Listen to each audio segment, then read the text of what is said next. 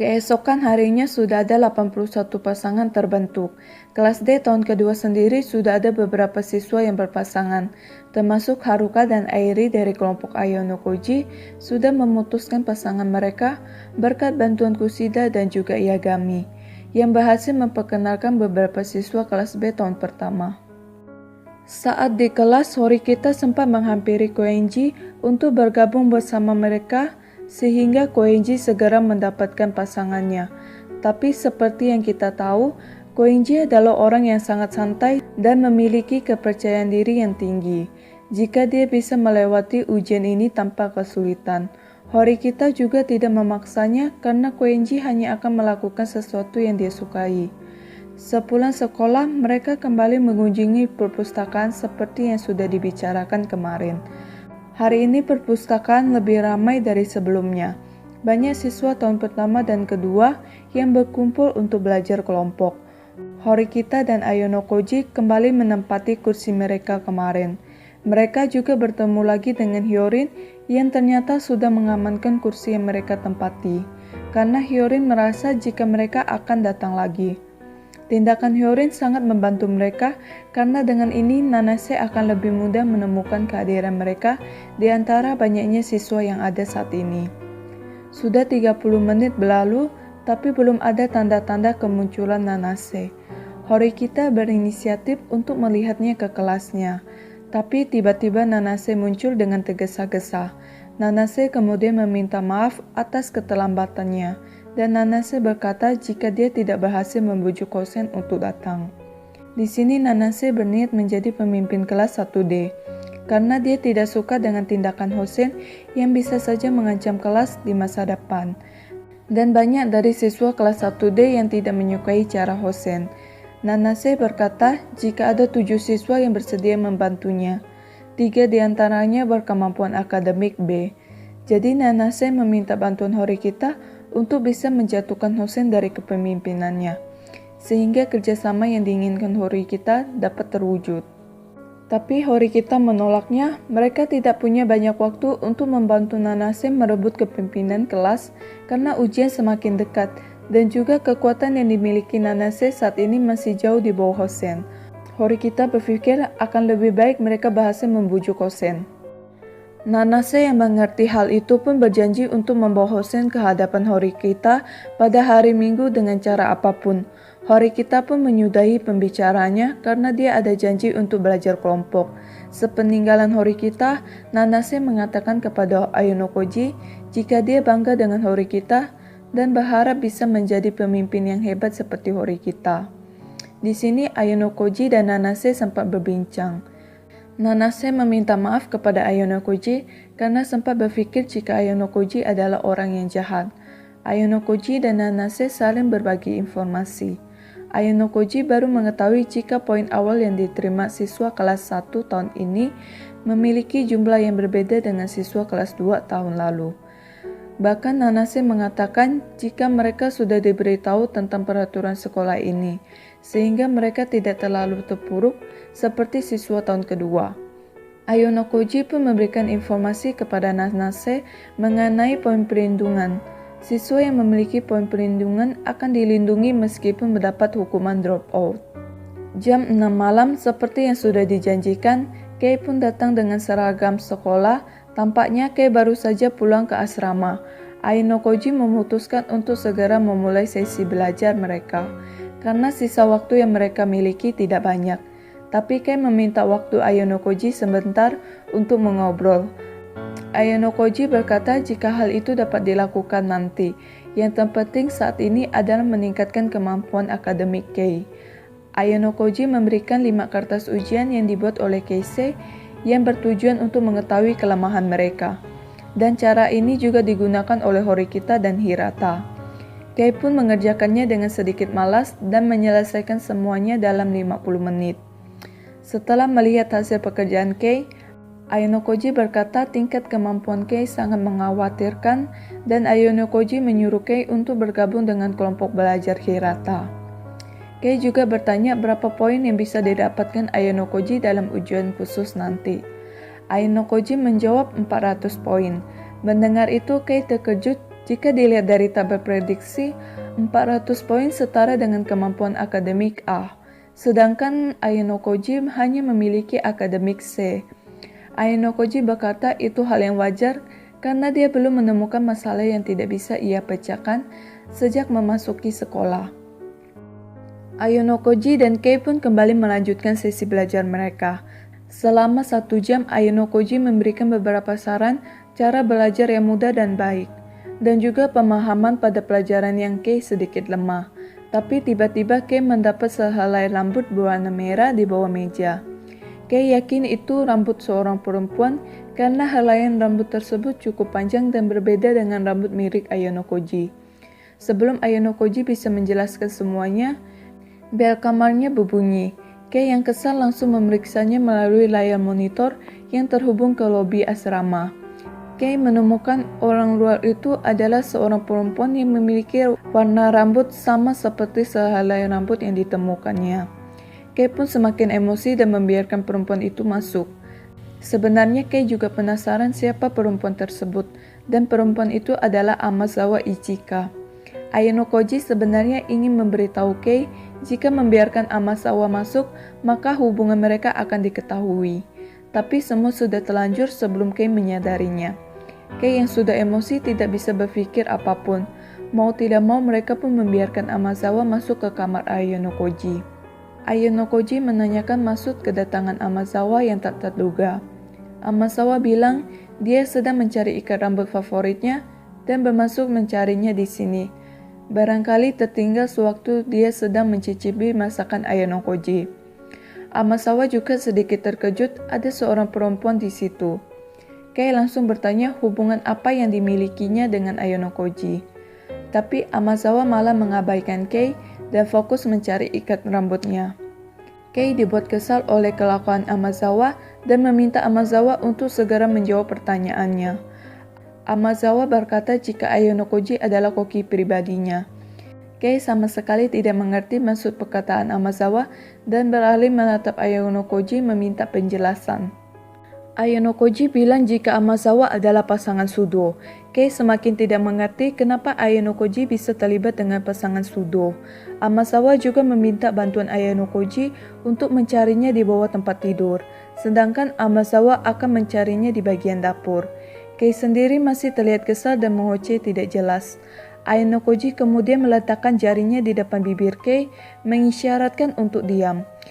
Kei yang paham itu pun memilih untuk diam. Tampaknya Ayano Koji mengetahui ada yang tidak beres dengan kedatangan Amazawa kali ini. Kei pun memutuskan untuk membantu mencarinya. Tak lama kemudian, Amazawa berhasil menemukannya di dekat dapur. Sebelum pergi, Amazawa berkata jika Ayano Koji memiliki pacar yang sangat cantik dan mengajak Kei untuk makan bersama. Setelah Amazawa pergi, Ayano Koji menjelaskan semua yang terjadi, mengapa dia bisa terlibat dengan Amazawa. Tidak terasa waktu telah berlalu. Sekarang sudah hari Sabtu. Selama 5 hari berturut-turut, Ayano Koji banyak terlibat dengan siswa tahun pertama, hingga ujian yang tidak masuk akal seperti memasak. Selama itu juga, Ayano Koji menemukan beberapa kecenderungan dari masing-masing kelas tahun pertama, seperti kelas A yang tidak memiliki pemimpin yang jelas dan cenderung bertindak bebas. Ini wajar karena mereka memiliki kemampuan akademik yang tinggi dan kebanyakan dari mereka terlibat perjanjian poin pribadi yang ditawarkan kelas A dan kelas C tahun kedua. Sama halnya dengan kelas A, kelas B juga belum mempunyai pemimpin yang jelas dan sebagian dari mereka banyak direkrut oleh Ruen dari kelas C tahun kedua. Untuk kelas C sendiri, banyak dari mereka yang bekerja sama dengan Ichinose dari kelas B. Dan terakhir kelas D. Kelas dengan pasangan paling sedikit di antara semua kelas. Hanya 8 orang yang sudah berpasangan. Total yang sudah membentuk pasangan adalah 105 pasangan. Dan siswa tersisa yang belum memutuskan pasangan adalah 55 siswa untuk tahun pertama dan 52 siswa pada tahun kedua. Ayano Koji pun memutuskan untuk pergi ke Yaki Mall. Di sana Ayano Koji bertemu dengan Sakayanagi yang tengah sendirian. Ayano Koji dan Sakayanagi sempat berbincang sebentar. Sakayanagi berkata, Jika akhir-akhir ini Ayunokoji sering terlibat dalam membantu kelas, tidak seperti biasanya. Ayunokoji menjawab bahwa kali ini dia tidak akan menahan diri lagi. Sakayanagi tersenyum menanggapinya dan sangat menantikan hal tersebut. Sakayanagi juga menawarkan bantuan kepada Ayunokoji untuk mencari pasangannya, karena dia mengenal beberapa siswa tahun pertama yang pasti bukan anak dari wet room, sehingga tidak memberikan efek yang buruk bagi Ayunokoji. Tapi Ayunokoji menolaknya. Ayunokoji berkata dia akan berusaha sebisanya untuk memutuskan pasangannya, karena dia sendirilah yang menentukan nasibnya. Setelah kepergian Sakayanagi, tiba-tiba Ayunokoji didekati oleh siswa tahun pertama.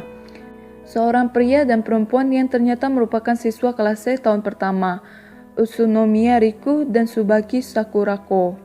Utsunomiya berkata jika saat ini dia sedang mencari pasangan untuk temannya Sakurako, siswa tahun kedua yang memiliki kemampuan akademik C atau lebih tinggi. Dan berdasarkan data di aplikasi OAA, Ayunokoji merupakan orang yang tepat dengan kriteria itu. Ayunokoji sedikit waspada dengan mereka berdua dan memutuskan untuk membahasnya di sebuah kafe. Setelah mendengar penjelasan mereka, Ayunokoji menolak tawaran mereka. Ayunokoji berkata bahwa dia sudah menemukan kandidat untuk pasangannya dan sedang mendiskusikannya. Mereka berdua pun memahaminya.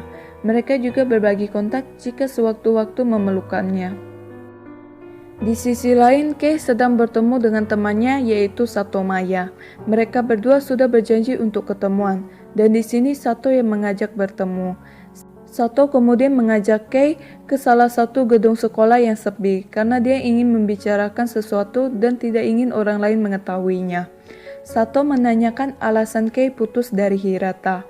Kei sedikit terkejut karena seingatnya dia sudah membahas masalah itu. Tapi Sato tidak percaya dengan yang sudah dikatakan Kei. Sato merasa jika Kei memiliki tujuan yang lain. Kei pun berpura-pura jika dia tidak mengerti apa yang dikatakan Sato. Tanpa berbasa-basi lagi, Sato langsung tanya ke Kei apa dia memiliki hubungan khusus dengan Ayunokoji. Kei yang mendengar itu pun terkejut dan tidak bisa berkata-kata. Karena melihat raut wajah Sato yang serius, akhirnya Kei pun mengakuinya jika dia sudah berpacaran dengan Ayunokoji. Raut wajah Sato langsung berubah sedih, dia sudah menduganya. Sato berpikir jika itu hanyalah perasaannya, tapi ternyata itu benar adanya. Sato bilang ke Kei jika dia sudah pernah ditolak oleh Ayunokoji, tapi Sato masih belum bisa melupakan Ayunokoji. Secara tak terduga, Sato menampar pipi Kei. Kei memahami perasaan Sato dan merasa bersalah terlebih Sato pernah meminta bantuannya untuk mendekati Ayunokoji. Karena itu, Kei meminta Sato untuk menampar pipinya lagi jika dia masih merasa tidak puas. Tapi Sato meminta maaf kepada Kei karena sudah menamparnya. Kei langsung memeluk Sato dan meminta maaf atas segalanya. Sato berkata jika itu bukan kesalahan Kei dan dia tidak berhak untuk melarang Kei berpacaran dengan Ayunokoji. Kei pun mengajak Sato ke kafe untuk menikmati segelas teh.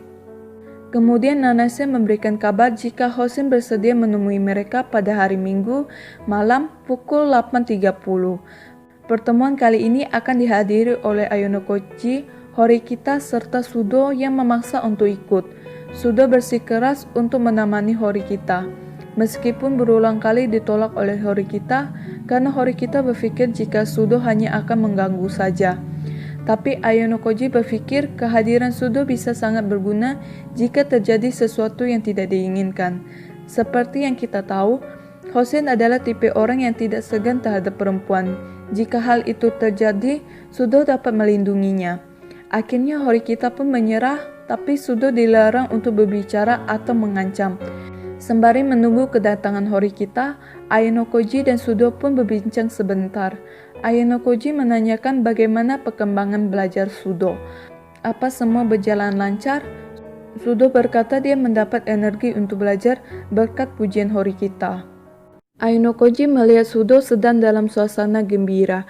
Sudo pun menghampiri Ayunokoji, mendekatkan bibirnya di telinga Ayunokoji. Sudo meminta pendapat Ayunokoji bila Sudo menyatakan perasaannya kepada Horikita sekarang. Ayunokoji berkata, Jika melihat situasi saat ini, mungkin Horikita akan langsung menolaknya. Sudo mengerti itu dan membatalkan niatnya untuk melakukan hal tersebut. Setelah Horikita bergabung, mereka segera bergegas menuju tempat karaoke yang berada di Keaki Mall. Nanase pun muncul diikuti Hosen di belakangnya. Hosen langsung duduk dengan santai dan merentangkan kakinya. Horikita pun mulai menjelaskan rencana untuk kerjasama antar kelas D tahun pertama dan tahun kedua. Hosen tampaknya tak peduli dengan apa yang dijelaskan Horikita. Hosen berkata dia hanya akan melakukan kerjasama jika dibayar dengan poin pribadi. Karena Horikita tidak memberikan apa yang dia mau, Hosen pun memutuskan untuk pulang. Tapi Nanase mencegahnya. Horikita masih berusaha untuk sabar dan menjelaskan keuntungan apa yang akan mereka dapatkan di masa depan. Sebenarnya Sudo sedikit kesal dengan kelakuan Hosen yang tidak menghargai seniornya. Hosen berkata dia mau saja bekerja sama jika kelas 2D memberikan 1 juta poin sebagai jaminannya. Horikita menolak untuk mengeluarkan poin sebanyak itu, karena yang Hori inginkan adalah kerjasama yang setara tanpa melibatkan poin pribadi. Hosen malah tertawa mendengar gagasan Horikita dan mulai memprovokasi Horikita dengan menarik kerah baju Horikita. Sudo yang berada tepat di samping Horikita langsung meraih lengan Hosen, tapi Horikita mencoba menenangkan Sudo jika negosiasi belum benar-benar berakhir. Horikita masih mencoba untuk membujuk Hosen. Di sini Hosen menawarkan sesuatu yang baginya itu adalah hal yang menyenangkan, yaitu pertarungan. Apabila mereka berhasil mengalahkan Hosen, maka mereka bisa mendapatkan kontrak kerjasama. Hosen juga bilang dia tidak masalah untuk menghadapi siapapun, mau itu Sudo, Ayanokoji, bahkan Horikita juga. Horikita merasa tidak perlu melakukan tindakan bodoh seperti pertarungan hanya untuk mendapatkan kerjasama. Jadi Horikita memutuskan untuk mengakhiri negosiasinya dengan Hosen. Pada saat itu juga, Hosen yang semula tampak bahagia mulai menunjukkan amarahnya. Secara tiba-tiba Hosen menyiram air ke arah Horikita. Sudo yang melihat hal itu sudah tidak dapat menahan diri, segera menerjang Hosen dan bersiap melayang tinjunya ke arah pipi Hosen. Namun Horikita dengan cepat menghentikan Sudo dan meminta Sudo untuk tidak termakan emosi. Horikita mengajak Sudo dan Ayanokoji untuk pergi dari sana. Dan ternyata Nanase dan Hosen mengikuti mereka. Hosen mencegat mereka. Horikita merasa tidak ada hal yang perlu mereka bahas lagi.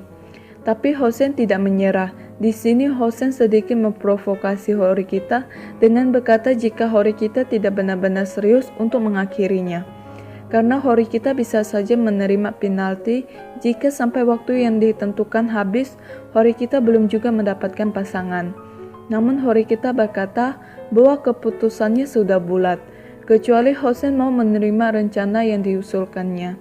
Tapi Hosen malah menaikkan pembayaran menjadi 2 juta poin.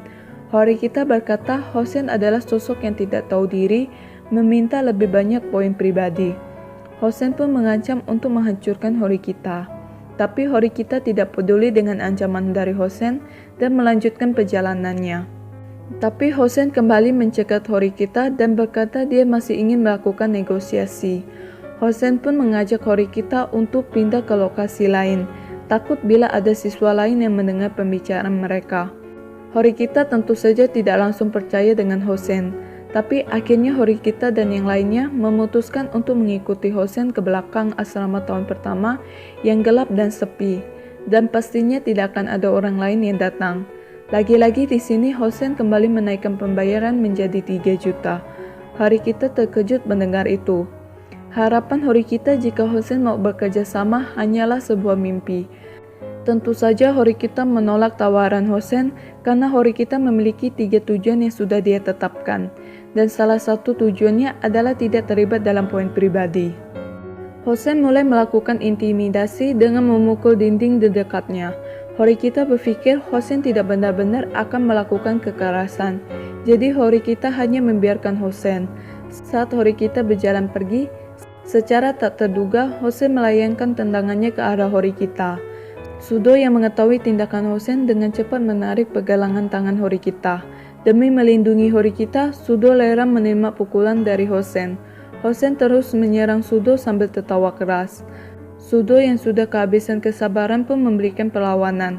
Nanase yang semula hanya melihat tindakan Hosen mulai angkat bicara. Nanase berkata kepada Horikita jika beberapa waktu yang lalu perwakilan dari tahun pertama mendapat penjelasan dari ketua OSIS Nagumo bahwa mulai tahun ini tidak akan seketat tahun lalu. Jika dulu kakak Horikita Manabu sangat membenci perkelahian, tapi Nagumo sangat toleran terhadap perkelahian. Oleh karena itu, Hosen bisa dengan bebas melakukan perkelahian walau sampai batas tertentu saja. Di sisi lain, Hosen dan Sudo masih melakukan adu fisik. Posisi Sudo semakin terpojokan dan akhirnya berhasil dikalahkan dengan mudah oleh Hosen.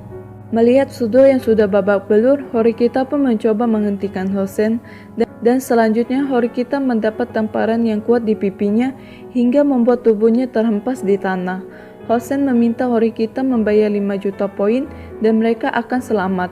Horikita menolaknya. Horikita berpikir itu jumlah yang tidak masuk akal dan mereka tidak akan sanggup membayar poin sebanyak itu.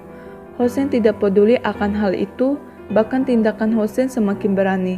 Hosen mengeluarkan sebuah pisau sungguhan dari sakunya dan mengarahkannya ke arah Ayonokoji. Horikita memerintahkan Ayonokoji untuk kabur dan mencari pertolongan, tapi Ayonokoji hanya terpaku di tempatnya. Ayonokoji berpikir jika ia pergi dari sana, mungkin luka yang didapati Sudo dan Horikita akan semakin parah melihat sikap Hosen yang brutal. Tiba-tiba Nanase menempatkan dirinya di antara Hosen dan Ayonokoji. Di sini Nanase juga mengungkapkan sebuah kebenaran jika kejadian yang saat ini sedang berlangsung sudah direncanakan sejak awal. Mulai dari kedatangan mereka di koridor tahun kedua, bahkan jika Horikita setuju dengan 5 juta poin, negosiasi tidak akan terwujud. Hosen meminta Nanase untuk tidak banyak berbicara dan secepatnya menyingkir dari hadapannya. Hosen juga bilang kepada Nanase bahwa sejak awal Nanase yang memberitahunya jika mereka berhasil mengeluarkan Ayonokoji, maka mereka akan mendapatkan banyak poin pribadi.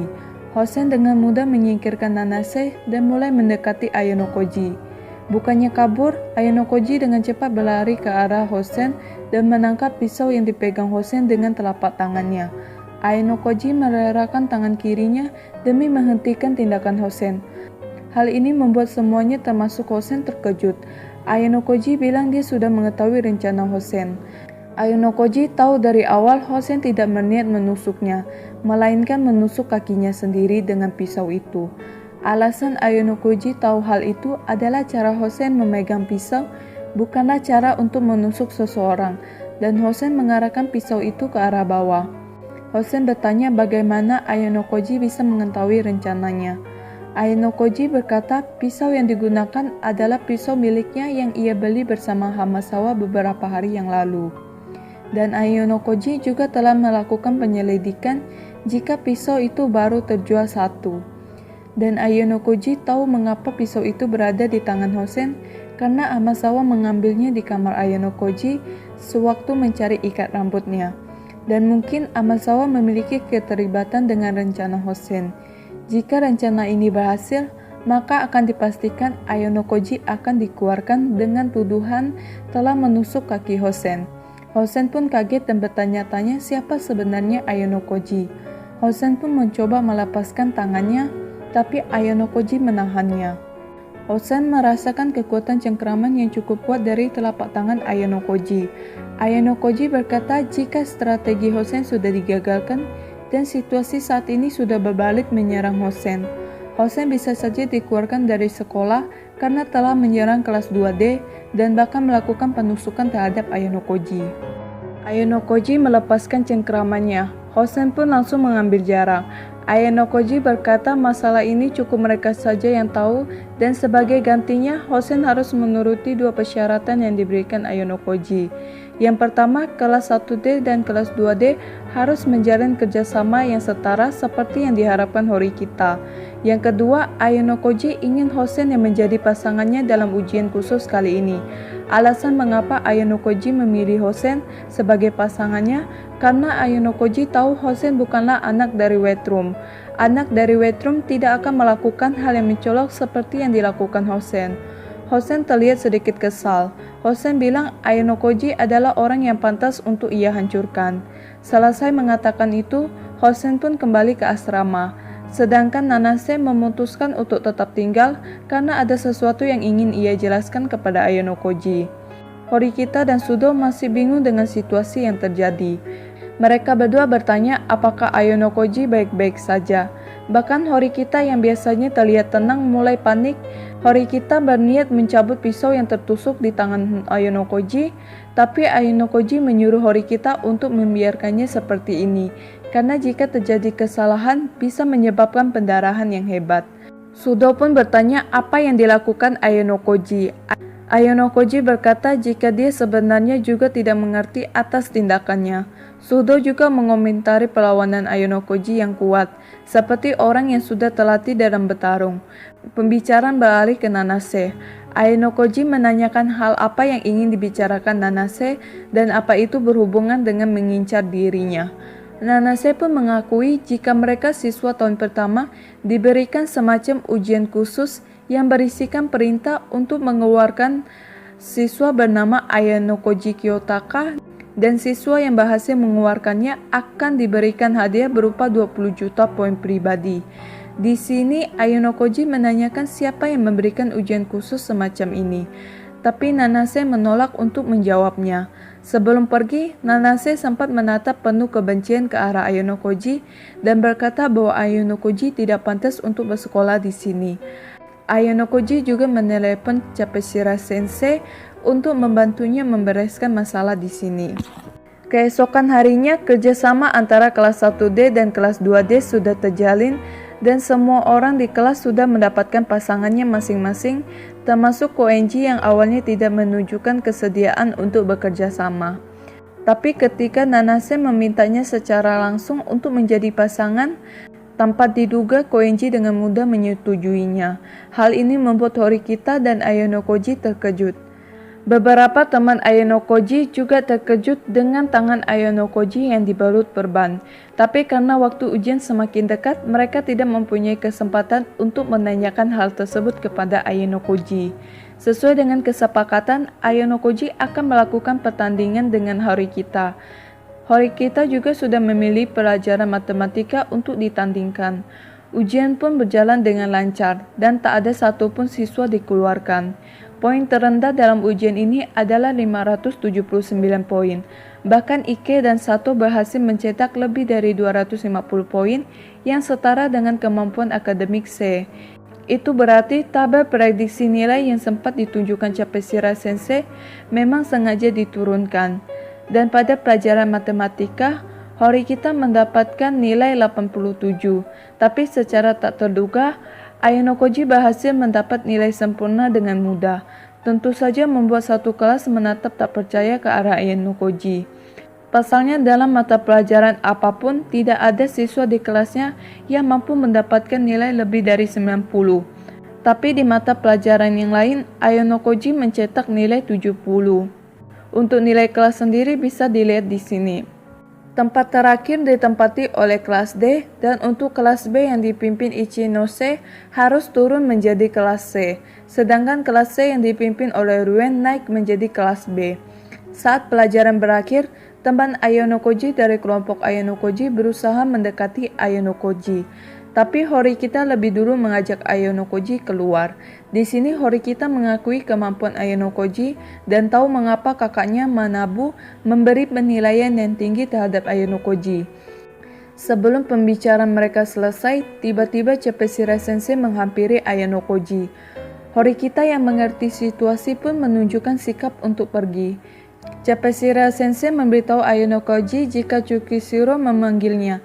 Selama perjalanan, Capeshira Sensei mengakui kemampuan Ayanokoji dan merasa senang karena di dalam kelasnya ada siswa yang berhasil mendapatkan nilai sempurna. Ayanokoji pun bertemu dengan Chukishiro. Di sini Chukishiro bertanya apa Ayanokoji sudah mengetahui siapa anak dari Wetrum tersebut. Ayanokoji menjawab jika dia tidak mengetahuinya, dan Ayanokoji berpendapat bahwa anak tersebut sangat pintar menyamarkan keberadaannya. Chukishiro berkata anak dari Wetrum tersebut belum bertindak, bahkan mengabaikan instruksinya. Mereka sempat berbincang sebentar sebelum mengakhiri pembicaraannya.